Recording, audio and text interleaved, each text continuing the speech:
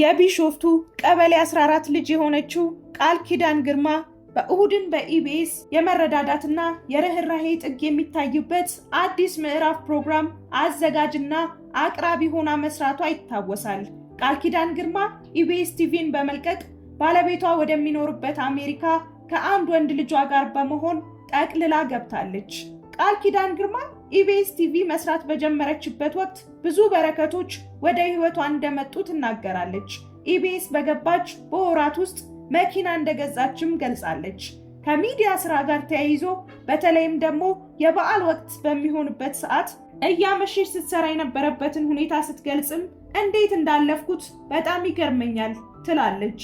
በቀረጻ ምክንያት አምሽታ ወደ ቤቷ ማለትም ወደ ደብረ ዘይት የምትመለስበት ጊዜ በጣም ከባድ እንደነበር ትናገራለች። የስራ ባልደረቦቼ ቤታቸው እዛው አካባቢ የሆኑ ሰዎች አሉ፣ ግን አንዳቸውም አንድም ቀን ጠይቀውኝ አያውቁም። ግንኙነታችን ጓደኝነታችንን ሳስበው ለምንድን ነው ያልጠየቁኝ? ከደብረ ዘይት ተመላልሼ እንደምሰራ ያውቃሉ። የት ነው የምትሄጂው? የት ነው የምታድሪው? ለምንድን ነው ያላሉኝ እላለሁ ትላለች። ቻው ቻው ብለው ሁሉም ይበታተናሉ። ግራ ይገባኛል ትላለች ቃል ኪዳን ግርማ በወቅቱ የነበረውን ሁኔታ ስትገልጽ። አንዴ የበዓል ስራ ላይ አምሽተው ነፍሱን ይማረውና አስፋው መሸሻ አስፊቲ በጣም ተክዛ ሲያያት ኩቱዬ መቼም በዚህ ሰዓት ደብረ ዘይት አይደለም አይደል የምትሄጂው እንዳላትና አዎ ስትለው በጣም እንደገረመውና ውስጡን ከንክኖት በሳምንቱ ሲገናኙ የቤቱን ቁልፍ አስቀርጾ አምጥቶ እንደሰጣት በሩን ከፍቶ እንዳስገባት ትናገራለች።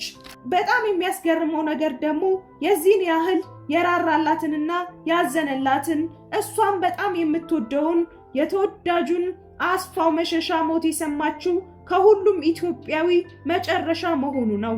ወቅቱ የሰርጓ የደስቷ ጊዜ ጋር አንድ ላይ መግጠሙም ሁኔታውን በጣም ከባድ እንዳደረገባት ትናገራለች። የሽምግልና ፕሮግራሟም አስፋው መሸሻ 40 ቀን ሳይሞላው መሆኑ በጣም ተቃውሞ አስነስቶባት እንደነበረ ትናገራለች።